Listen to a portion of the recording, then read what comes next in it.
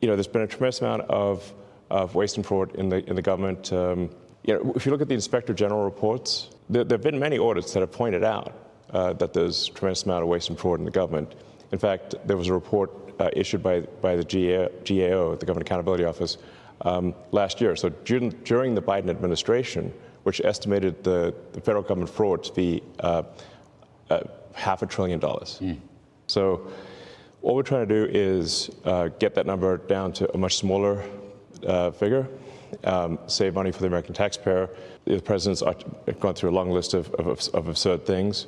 Why are the 20 million people who are definitely dead marked as alive in the Social Security database?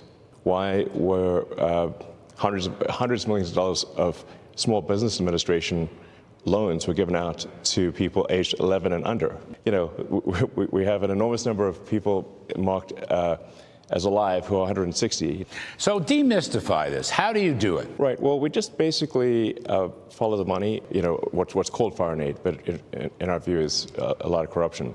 So what we saw there is just a tremendous amount of money being sent to non-governmental organizations. This, by the way, is I think one of the biggest sources of fraud in the world is government-funded non-governmental organizations. This is a gigantic fraud loophole where the government can give money to an NGO, and then there are no controls over that NGO. So they've given billions of dollars, in fact, we estimate tens of billions of dollars to NGOs that are essentially scams.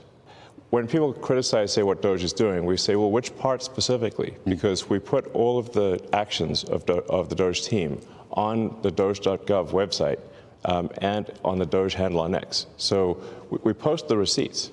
So when we get criticism, we say, like, of what? Which line do you disagree with? Like, which cost saving do you disagree with? And then people usually can't think of any. But the president is the elected representative of the people. And if the president cannot get things implemented as a reflection of the will of the people, then what we have is not a democracy, we have a bureaucracy. We have rule of the bureau, not rule of the people. And that's what we're trying to defeat here is the bureaucracy and have rule of the people. The bureaucracy is overwhelmingly Democrat. So Washington, D.C. was 92.5%, I believe, voted for Kamala. So this is overwhelmingly a deep blue situation.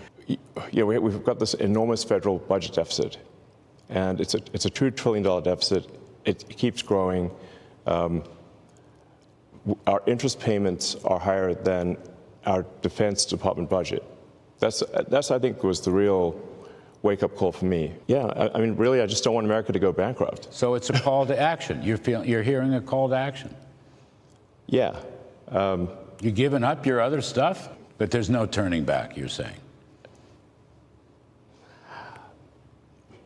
I'm just here trying to make government more efficient, eliminate waste and fraud.